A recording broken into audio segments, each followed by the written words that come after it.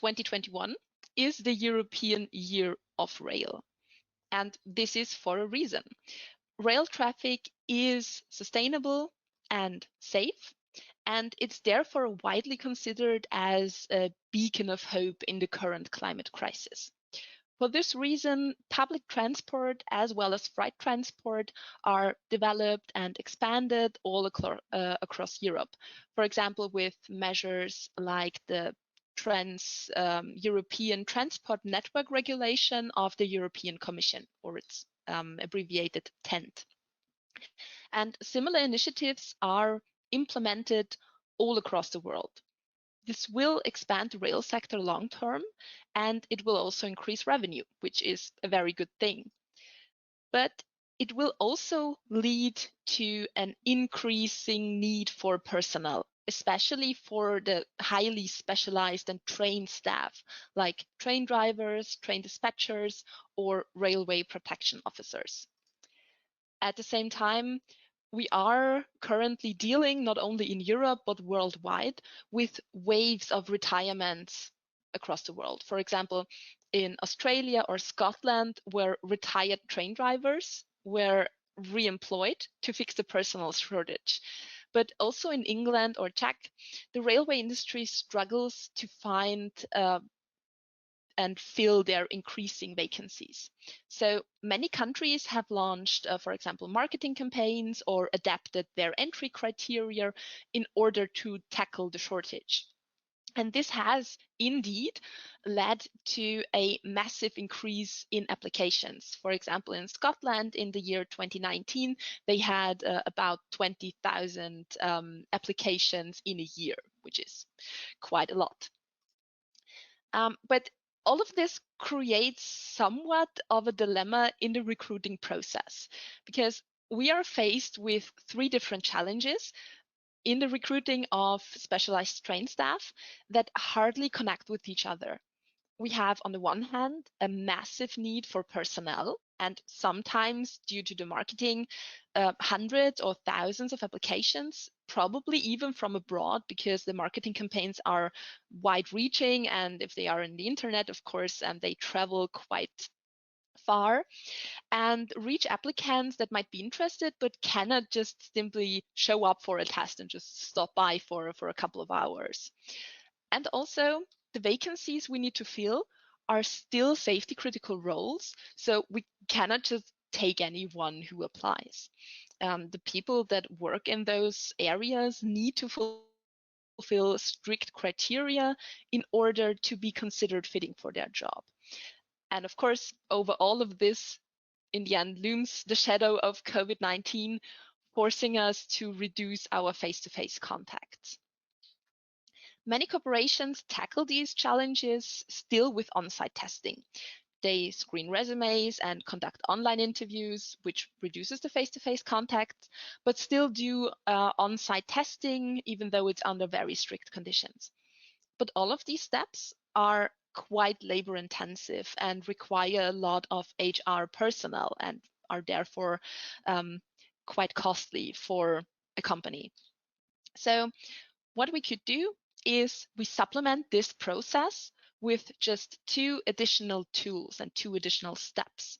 That's on the one hand, an online screening at the beginning of the application process, and for later, a long-term periodic testing. But first, let's start with the online screening, which is the main reason why we are here today.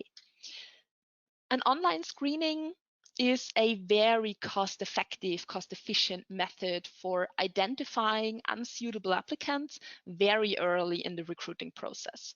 Let's say we have a large number of applicants, as Scotland, and without an online interview, we would need to do, without an online screening, we would need to do an interview and or an on-site testing with almost all of them. Even if we do a CV analysis before the interview and exclude some of the applicants due to their lacking resume, recruiters usually still end up with a very large number of people that fit the basic demographic or educational criteria for a job position. So what happens is that we test or interview a lot of people that are actually unsuited, but we only find out that they are unsuited after these labor-intensive face-to-face steps. And this, of course, results in unnecessary costs for the recruiter and probably even for the applicant if they indeed need to travel to the testing site. However, with an online screening, we can identify most of these unsuited applicants before we even conduct these cost-intensive interviews or an on-site testing. This results in an overall lower number of interviews and on-site testings without compromising on the number of quality of the selected applicants at the end of the process.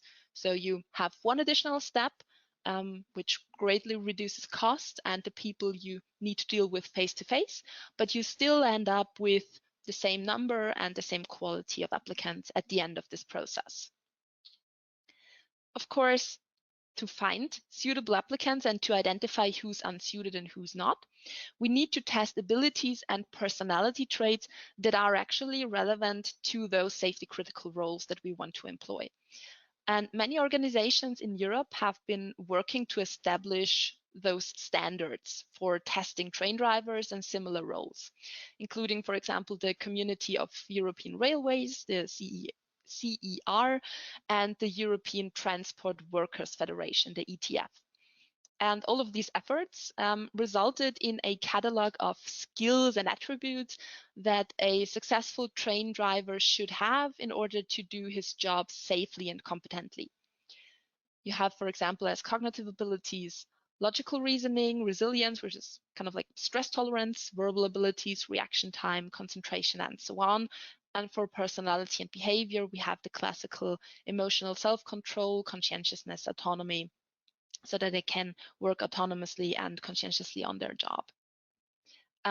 Yeah, even though these are the phrasings of the CER, usually they might be phrased a bit differently in your country, but it all comes down to these cognitive abilities and personalities and behavioral patterns, no matter where you are, because these are very basic abilities and personality traits for that.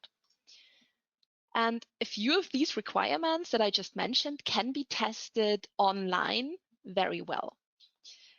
With the safety screening, which comes into play here, you can test exactly those areas with just 2 to 3 different tests. That's the inventory for testing cognitive abilities, the INT, the attention and concentration test, TACO, and optionally, if you want, the Big 5 structure inventory, BFSI, for testing personality traits. INT consists of different subtests. This is 2 tests in one, one might say. That's a matrices test to measure logical reasoning and a subtest for verbal abilities in which applicants need to find the missing word from 2 pairs of words that are in some way related and connected to each other. Both subtests are adaptive, which means that everyone gets different tasks from a very large pool of tasks that match their abilities. And the test is also time limited. So both of these properties combined make it also very difficult to cheat. So it's not a problem to send it out and screen the people without proctoring and supervising them. In TACO, on the other hand, applicants need to find and select certain figures in a very short amount of time, which is a very basic concept for testing concentration. And last but not least, in addition to these cognitive abilities, you could also tag on the short questionnaire BFSI, which can be used to assess relevant personality traits.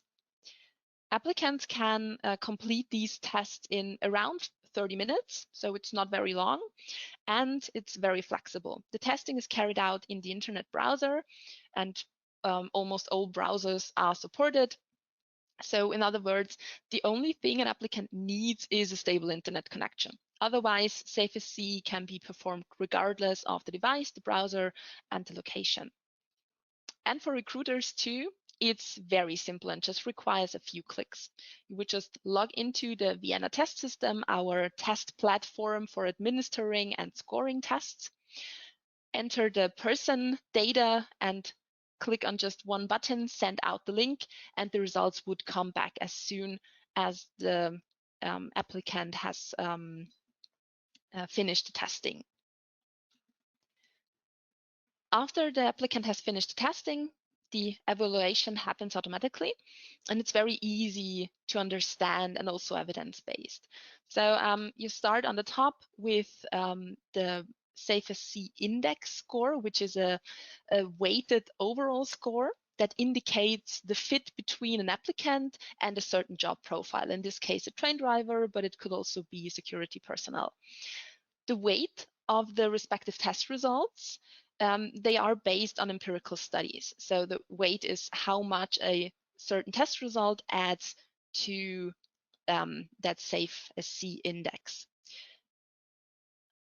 On the other hand, you have a star rating, which allows you to easily categorize your candidates. For example, you could only invite those to the on-site testing that have 3 stars or 2 stars.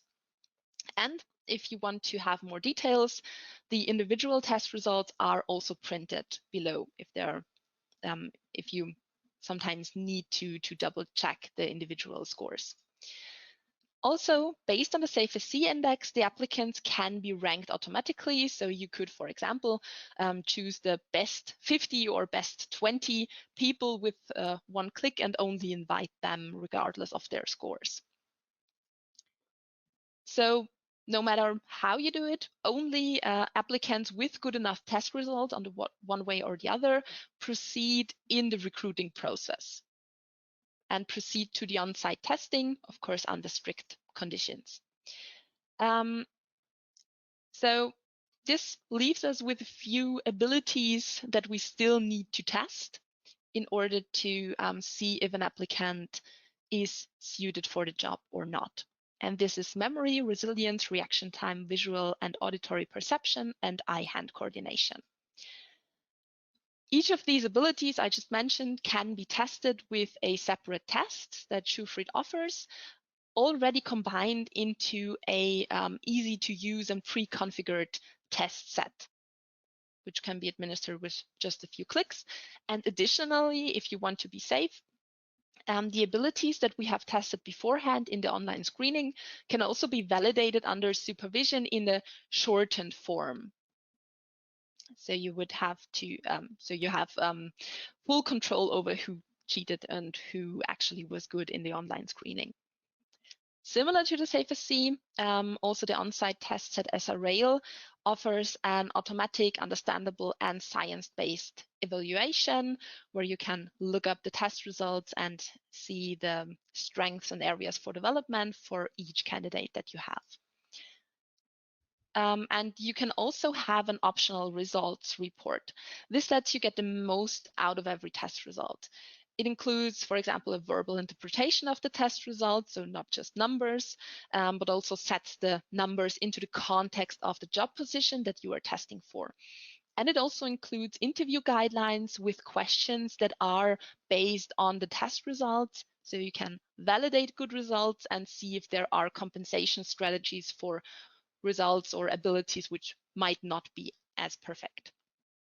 So with these simple steps, we have found all our suitable applicants from our large pool of applications and can fill our vacancies.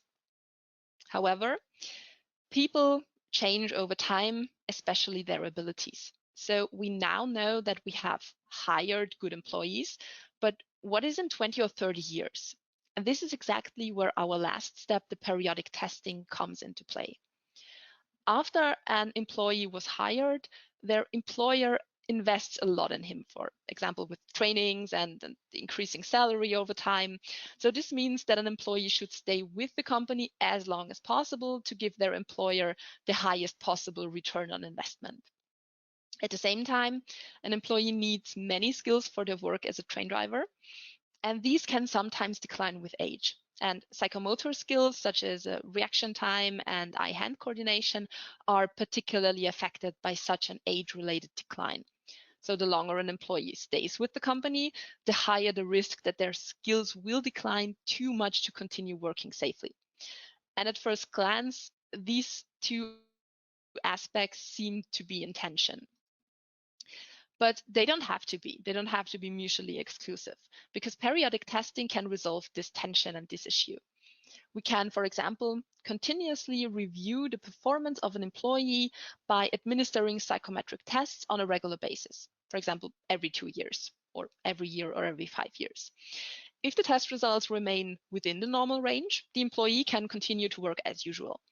If, on the other hand, deficits become apparent, measures can be taken immediately. This doesn't mean firing an employee, of course, but if beginning deficits are noticed at a very early stage, the relevant skills can be trained. This can be done with a cognitive training, for example, which was originally intended for cognitively impaired patients, but studies consistently show that it also works very well for healthy people. And so you have your well-trained employees and can still have them in your workforce. Alternatively, employees with deficits that pose an actual safety risk because they are just too heavy, they can be transferred to other positions in the company, for example, as training managers, which not only ensures the safety within the company, but also makes maximum use of the existing knowledge and multiplies it internally within the company. And since there are years between periodic tests, the same test as for the selection can be used in a short form for this purpose. And this allows a very well-rounded, evidence-based personal selection and development process from the first application, the first contact of your applicant with the company until they retire, and simultaneously also brings our webinar today to a close. So thank you for your attention.